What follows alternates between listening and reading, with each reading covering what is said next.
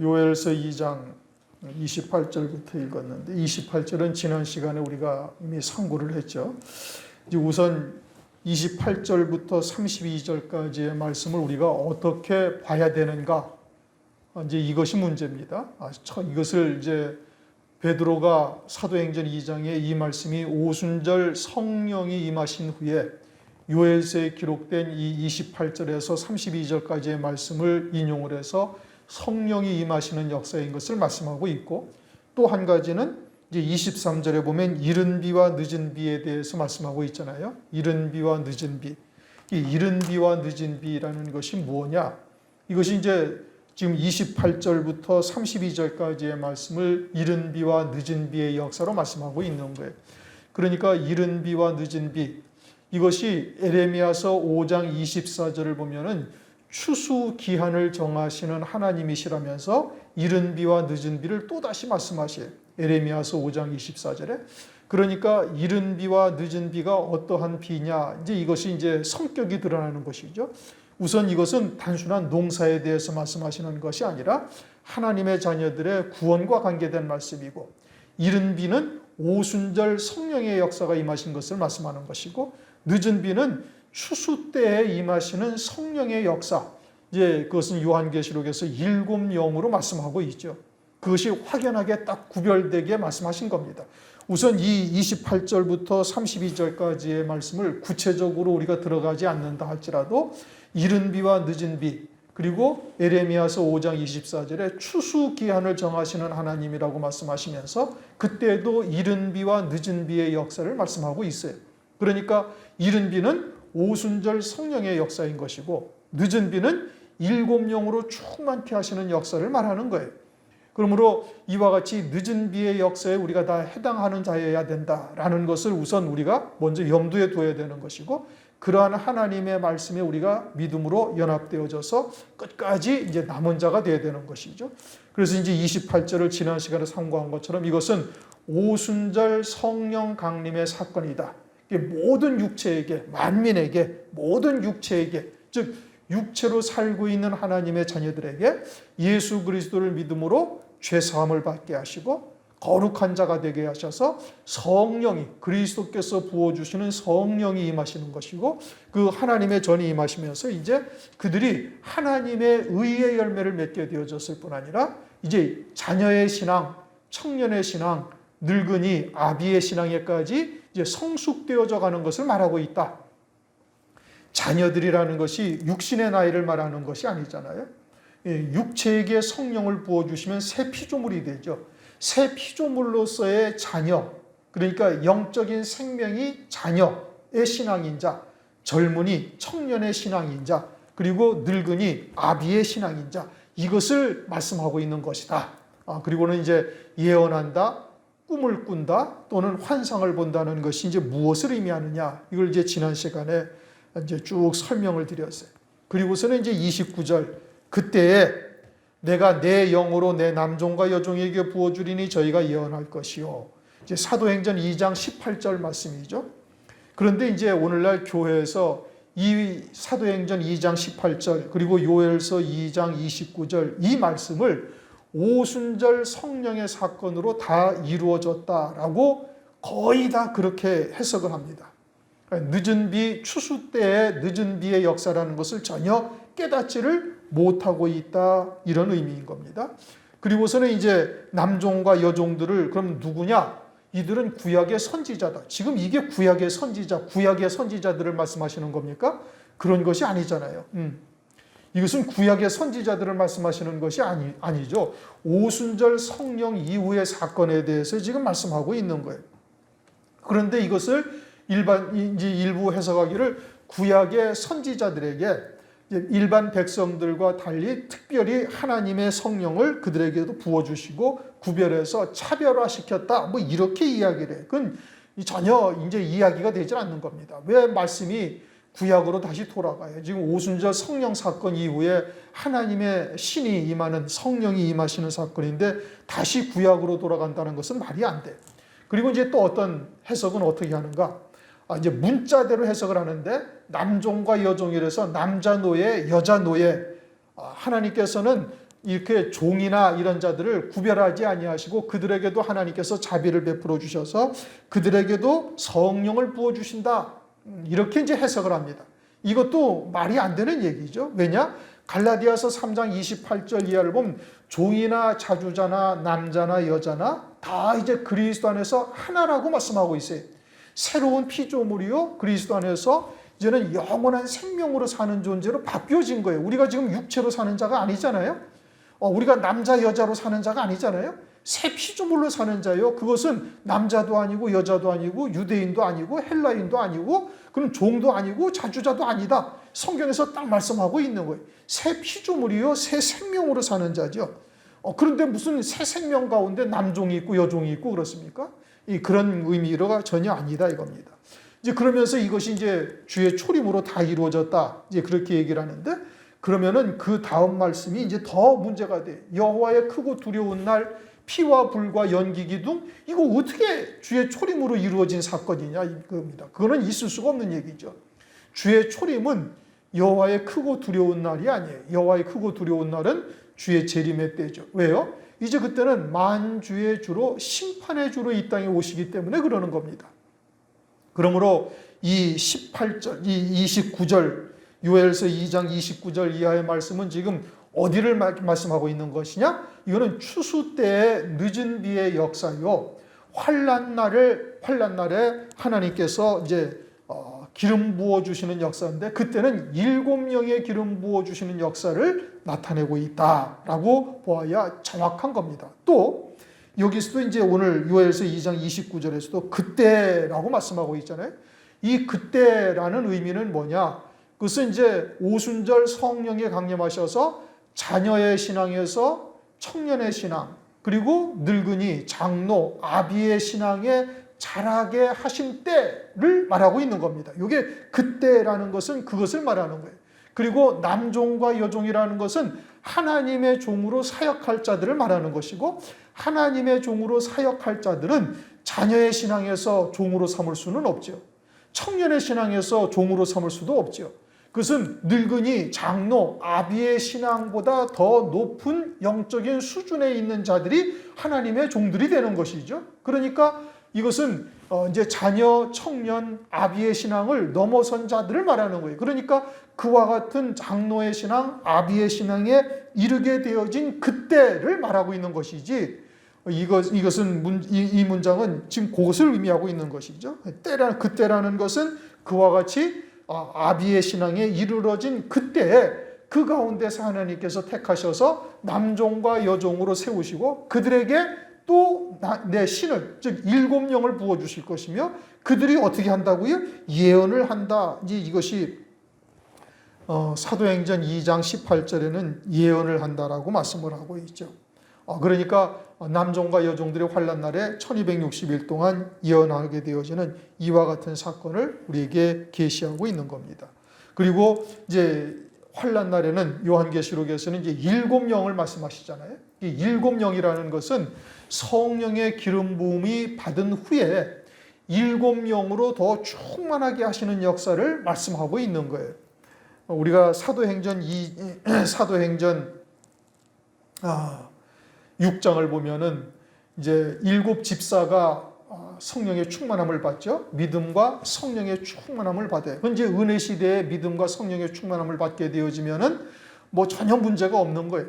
그러나 환난 날에는 7영으로 충만함을 받아야 스데반 집사와 같이 순교할 수 있는 자리에까지 넉넉히 믿음으로 이겨나갈 수 있음을 보여주시고 있잖아요. 그리고 사도행전 6장 5절 또는 뭐 7절, 8절 그리고 이제 8절, 10절 그리고 이제 사도행전 7장 55절에 이제 7단계로 충만케 하시는 역사가 무엇인지를 우리에게 설명하고 계시고 있는 것이죠.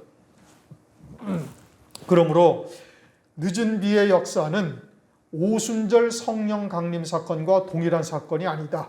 이것은 추수 때에 7영으로 충만케 하시는 역사를 우리에게 계시하고 있다. 7영이라고 이제 그것을 요한계시록에서 달리 표현하고 있는 것도 역시 마찬가지인 겁니다. 또 요한계시록 10장을 보면은 펴놓인 작은 책을 사도 요한에게 갖다 먹어버리라. 그리고 사도 요한이 그것을 먹고 난 다음에 요한계시록 10장 마지막 절에 뭐라고 말씀하고 있는 거 아니? 그것을 먹고서는 이제 다시 예언하여야 하리라 이렇게 얘기를 해요.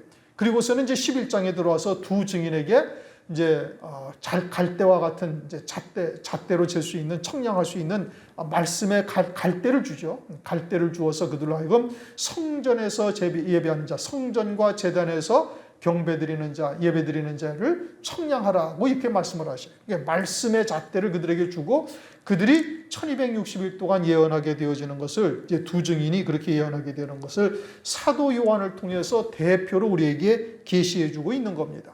그러니까 일곱 영으로 충만함을 입는 자들은 여기서 남종과 여종들은 환난 날에 사역할 종들이요. 이들이 일곱 영으로 충만함을 받게 되어짐을 말하고 있는 것이고 일곱 영으로 충만함을 받아서 순교하는 성도들은 일곱 영으로 부활하는데 그것이 뭐예요? 첫째 부활이에요. 나머지 죽은 자들은 성령 안에서 부활하는데 백보자의 심판때가 지나서야 부활하게 되어지는 겁니다. 그러니 환난 날에 일곱 영으로 충만함을 받는다는 것이 얼마나 어마어마한 축복인가를 우리가 잘 생각해야 되는 것이고 그리고 그와 같은 일곱 영으로 충만함을 입기를 위해서 부단히 기도해야 되는 거예요. 그럼 일곱 영으로 충만함을 받기 위해서는 어떻게 해야 되는 거예요? 마지막 때에 따른 말씀을 먹어야 되는 것이죠. 왜냐? 성령은 진리다라고 말씀하셨으니 하나님의 말씀이 곧 영이신 것이고 그 말씀을 믿음으로 받은 자들에게 일곱 영으로 충만케 하셔서 넉넉히 순교함으로 승리할 수 있게 하시는 거죠. 그러니까 일곱 영으로 충만함을 입어야 순교할 수가 있는 것이요. 또 두 증인으로 사역을 감당할 수 있게 되어지는 거예요. 그러므로 우리가 요한계시록이나 사도행전 또 요엘서를 통해서 또 에레미야서를 통해서 이른 비와 늦은 비의 역사가 무엇이구나. 왜 하나님께서 이와처럼 남종과 여종들에게 또다시 성령을 부어주시고 그들로 하여금 예언하게 하시는 역사, 피와 불과 연기 기둥 또는 여호와의 크고 두려운 날 해가 빛을 잃고 달이 핏빛으로 변한다. 이와 같은 것은 환난 날의 후 3년 반의 역사인 것을 말씀하고 있는 거예요. 이와 같이 이제 하나님께서 말씀을 통해서 우리에게 주시는 정확한 뜻이 무엇인지를 분별할 수 있어야 되는 것이고, 아울러 이제 그러한 하나님의 말씀을 전할 수도 있어야 되는 것이죠. 30절,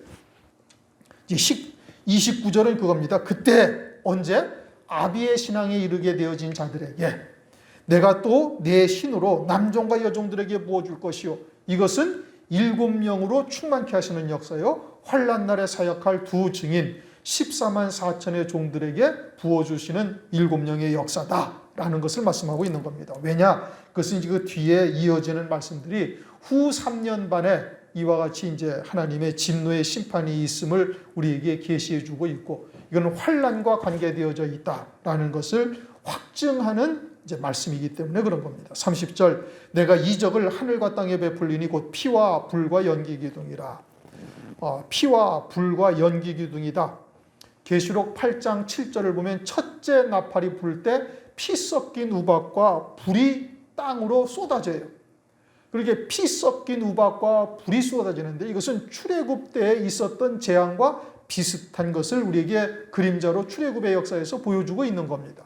이게 피 섞인 우박과 불이 땅에 쏟아지게 되어지는데 그때 땅과 수목과 풀들의 3분의 1이 불타서 사라져 버립니다.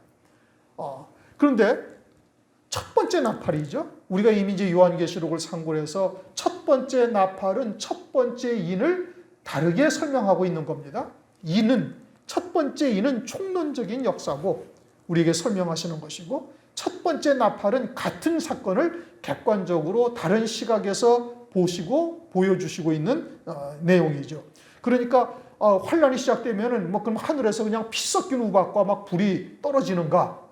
실제 그러면 환란이라는 것을 모를 사람이 어디 있어요? 그런데 마태복음 24장에 노아의 때와 같다 말씀하시면서 홍수가 나서 저희를 다 멸하기까지 깨닫지 못하고 사람들은 먹고 마시고 시집가고 장가가고 있다고 말씀하시잖아요. 그러면 실제 하늘에서 피 섞인 우박과 불이 막 떨어지면 누구나 다 알죠. 그런데 이와 같은 사건이 그러면은 무엇을 의미하는 거예요? 이건 영적인 면에서 피 섞인 우박과 불이 나서 땅과 수목과 풀이 3분의 1이 사여버린다, 불타버린다는 거죠. 그것은 땅이라는 것은 하나님의 자녀들이요, 땅에 속한 자요, 풀, 또는 씨가 없는 풀이요, 수목, 과일을 맺지 못하는 것이죠. 그러니까 영생의 열매 맺지 못하고 그저 하나님을 열심히 섬기기는 섬기되 땅에 속한 자요, 세상에 속한 자요, 사람의 계명으로 섬기는 자들 가운데 3분의 1이 환란이 시작되자마자 불타서 사귀어지는 거예요. 그것은 곧 뭐를 말하는 거예요? 짐승표를 받고 짐승을 경배하는 자가 되는 것이죠. 짐승표를 한 번 받으면 돌이킬래야 돌이킬 수가 없어요. 이미 화인 맞은 자가 되어져서 하나님께서 그것으로 진노의 심판의 대상이라는 것을 확증하는 표가 뭐예요? 짐승표죠. 그러니까 이들은 지금 내가 이적을 하늘과 땅에 베풀리니 곧 피와 불과 연기 기둥이다 라는 것은 첫 번째 나팔이 불면서 피 섞인 우박과 불이 하늘에서 내려와가지고 땅에 쏟아지는 사건을 말하는 것이고, 이것으로 영생의 열매를 맺지 못하는 자, 의의 열매를 맺지 못하는 자, 땅에 속한 자들, 육신에 속한 자들, 이들이 짐승표를 받고 짐승을 경배함으로써 완전히 불타 사라지는 이제 재앙이 임하게 되어지는 것과 마찬가지인 역사가 있음을 말하는 것이고, 연기 기둥이라는 것은 계시록 9장에 황충의 화가 벌어질 때, 그때는 이제 전3년반의 마지막이죠. 지금 첫 번째 나팔 사건이에요. 피와 불과 연기 기둥은 첫 번째 나팔 사건이에요. 그러니까 환란이 시작되자마자, 그 다음에 연기 기둥은 반때, 한때, 두때, 반때 중에 어떤 뜻이 전3년반 마지막 반때에 있는 겁니다. 왜냐? 요한계시록의 9장에서 타락한 천사가 하나가 열쇠, 무저갱의 열쇠를 받아서 무저갱을 여니까 귀신들이 이제 완전히 다 나오죠. 그들이 나오는데 어떻게 나온다고요? 연기가 올라오는 것과 같이 나온다라고 말씀하고 있는 거예요. 그러니까 연기 기둥이라는 것은 무저갱을 열 때 풀무 연기 같은 연기가 올라오는 기둥처럼 보인다. 그러니까 귀신들이 와서 사람들에게 들어가가지고, 그리고서는 인간 황충이가 되어져서 인 맞지 아니한 하나님의 신실한 성도들을 괴롭게 하는 역사가 나타나게 되어지죠. 이것이 첫 3년반 끝나갈 무렵 5개월 황충의 화를 말하는 겁니다. 깨닫고 믿음으로 준비하지 아니한 자들이 여기에 해당되는 거예요. 그리고 요에서 2장에서도 지금 메뚜기 때에 대해서 강조하여 말씀하고 있잖아요. 이 메뚜기 때가 곧 무엇을 말하는 거예요? 황충의 화를 우리에게 영적으로 계시해 주고 있는 겁니다. 그러면 하나님께서 유대인 즉 영적인 유대인임에도 불구하고 이와 같은 황충의 화가 임하는 역사가 무엇 때문이죠? 땅에 속한 미련을 끊어내지 못했기 때문에 그러는 거예요. 다른 성도들은 한때 두때 다 순교했는데 마지막 반때 6개월 남았는데 그때까지도 순교를 하지 못하고 있어요. 무엇 때문에? 세상에 속한 미련 때문에, 또는 인간의 정의나 기타 등등 육에 속한 것에서 온전히 떼어지지 못했으니까 환란의 타작마당에 들어가지를 못하고 있다 이겁니다. 그러므로 요엘서의 당시의 메뚜기의 재앙을 통해서 우리가 땅에서 완전히 끊어진 자가 되지 아니하면 이와 같은 황충의 화가 있게 되어질 것을 말씀을 하고 있는 것이죠. 그래서 30절은 이제 첫 번째 나팔과 네 번째 나팔, 황충의 화가 이루어지는 역사를 우리에게 계시해 주고 있는 겁니다. 그러면서 31절, 여호와의 크고 두려운 날, 이것은 심판의 날인 거예요. 이제 전 3년반이 지나갔죠. 그러면 남은 것은 뭐예요? 후 3년반이죠. 후 3년반은 회개의 역사가 없어요. 그런데 이제 오늘 말씀에 지금 이 남은 자가 있다고 말씀하고 있죠. 이거는 누구를 말하는 거예요? 유대인들을 말하는 겁니다. 이방인 가운데는 이제 남은 자가 없어요. 전 3년반이 지나면 다 끝나버리는 거예요. 유대인은 이제 그제서야 이제 후 3년반에 들어서서야 유대인들이 비로소 회개해요. 그것은 무엇을 통해서 할 수 있어요? 다니엘서 9장 27절이에요. 한 일의 언약을 맺었는데 적그리스도가 유대인들과 한 일의 평화 조약을 체결하죠. 그리고서는 그 한 일의 절반의 제사와 예물을 폐해버리는 겁니다. 그러니까 전 3년 반 동안에는 제사와 예물을 율법을 따라 드리게 하다가 후 3년 반 들어서서는 그것을 다 폐해버리는 거예요. 그러자 이제 이스라엘 백성들이 속았음을 깨닫고 그때서야 나사렛 예수가 그리스도라는 것을 깨닫고 그때서야 비로소 영접하고 회개하고 돌이키게 되어지는 역사가 있게 되어지죠. 그러나 이제 진노의 심판을 받을 자들에게는 후 3년 반이 뭐냐? 여호와의 크고 두려운 날이 되는 것이고, 해가 어두워지고 달이 핏빛같이 변하리와, 해가 어두워진다라는 것은 진리의 말씀이 이제 사라져서 살리는 역사, 영생의 열매 맺는 역사가 완전히 사라진다 이겁니다. 왜요? 전 3년 반에 이미 두 증인이 끝났어요. 사역이 끝나서 1260일 사역을 하고 그들은 순교를 하고 끝나버린 거예요. 그리고 나서 이제 후 3년 반 들어서 유대인들이 회개하는 역사가 나타나게 되어지는 것이죠. 그러니까 영적으로는 완전히 흑암의 때, 실제 해가 어두워지고 달이 핏빛으로 변하면은 뭐 사람들이 다 알죠. 이거 실제 해가 어두워지고 달이 핏빛으로 변한다는 것이 아니죠. 이것은 창세기 1장에서도 큰 광명, 작은 광명을 통해서도 우리가 상고했잖아요. 왜 굳이 해라는 단어를 쓰지 아니하셨는가? 분명히 해를 말씀하시는데 그것은 진리의 말씀을 의미하기 때문에 그러는 것이고, 작은 광명은 어둠을 율법을 통해서, 어둠에 있는 자들이 율법을 통해서 죄를 깨닫는 역사를 말하는 것이죠. 그러니까 해가 어두워진다? 이것은 이제 진리의 빛이 완전히 사라져서 흑암의 권세 아래에 있음을 말씀하는 것이고, 그 다음에 달이 핏빛같이 변한다. 달이 핏빛같이 변한다라는 것은 율법에 기록된 대로 하나님의 진노의 심판이 있다라는 것을 말씀하고 있는 거예요. 그래서 주님께서 재림하시면은 마치 피 뿌린 옷을 입었다. 이제 이사야서 63장을 보면은 그렇게 말씀하시고, 홍의를 입고 오는 자가 누구냐? 홍의, 붉은 옷을 입고 오는 자가 누구냐? 라면서 그것은 나다. 이렇게 주님께서 말씀하시고, 그러면서 포도를 밟듯이 짓밟았더니 그들의 선혈이 튀어서 내 옷이 붉게 되었다. 이사야서 61장 1절부터 3절까지 4절까지의 말씀이 그렇고, 또 계시록 19장 13절에서도 주님께서 피 뿌린 옷을 입었다. 아주 맹렬한 진노의 심판이 마치 포도즙틀을 밟은 것과 마찬가지로 그와 같이 율법대로 심판하는 것을 말씀하고 있는 겁니다. 우리가 오늘날 이러한 하나님의 심판을 교회들이 전혀 두려워하지 않죠. 왜요? 교회들은 거기에 해당된다라고 전혀 생각지를 않고 있는 거예요. 그러니까 이 마지막 때가 되었음에도 말세의 지말이라고까지 이야기를 하면서도 말세에 대한 대비를 교회들이 전혀 하질 아니하고, 재림하실 그리스도가 오시게 되어지면은 교회는 다 구원받는다라는 잘못된 생각들에 젖어 있기 때문에 그러는 것이죠. 그러므로 이제 오늘날은 예수 믿으라고 전도한다는 것이 이제 거의 불가능한 시대입니다. 이 골목에 있는 어떤 교회에서도 매주 목요일마다 나가서 지하철역에서도 전도하고 이렇게 전도하는데 한 사람도 전도되는 사람들이 없다고 얘기를 해요. 그럴 정도로 이제 강팍한 때를 살아가고 있어요. 오늘날은 이제 전도를 해서 심을 때가 아니라 이제 추수할 때죠. 그러니까 여러분들이 지금은 이제 예수 믿는 자들에게 이와 같은 주의 재림과 하나님의 심판에 대해서 정확하게 깨닫고 증거하실 수 있어야 되는 거예요. 여러분들이 그동안 여러 해를 들으셨고 요한계시록도 이미 이제 대충 윤곽은 파악하고 계시잖아요.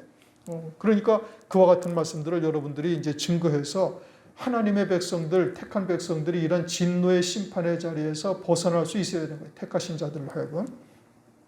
32절, 누구든지 여호와의 이름을 부르는 자는 구원을 얻으리니. 자, 이 말씀을 이제 오해하면 안 되죠. 음녀교회가 하나님의 이름을 불러요, 안 불러요? 불러요. 그런데 하나님의 진노의 심판의 대상이 되잖아요.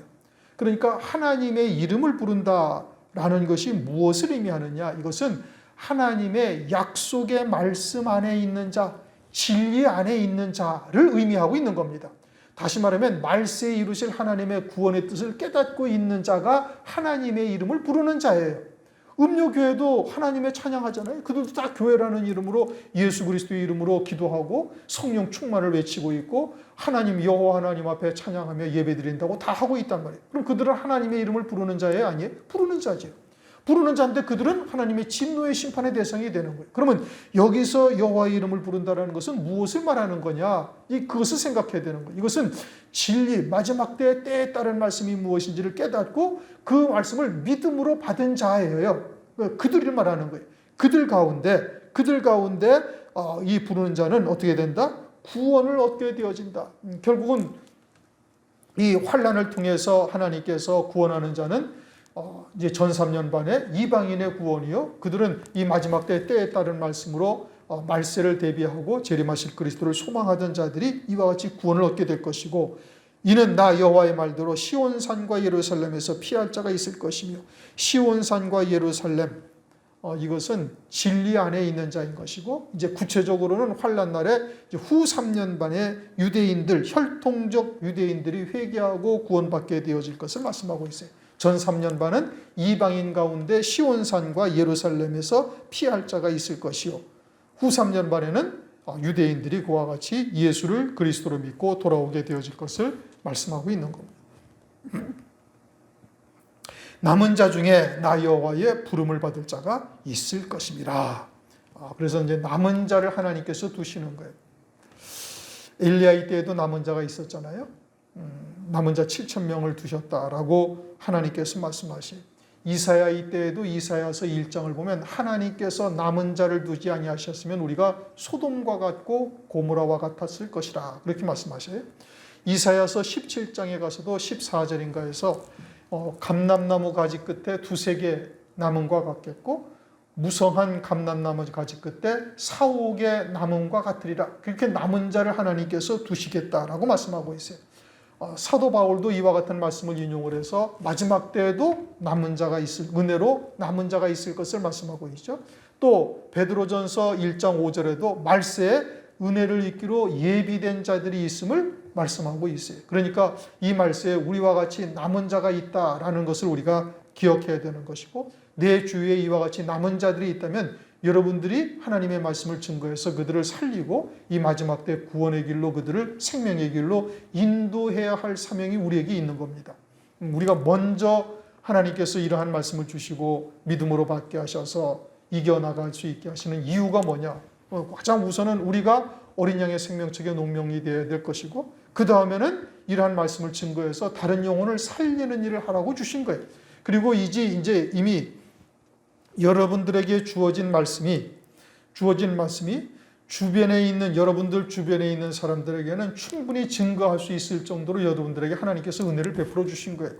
그러니까 그것을 그러한 하나님의 말씀을 여러분들이 사용할 수 있어야 되는 겁니다. 그래야 그것이 내게 온전히 생명이 되고, 또 그들과 그렇게 하나님의 말씀을 가지고 때로는 논쟁을 하면서 하나님의 말씀에 더 정확한 진리 지식을 가질 수 있게 되어지는 것이 되기 때문에 그러는 겁니다.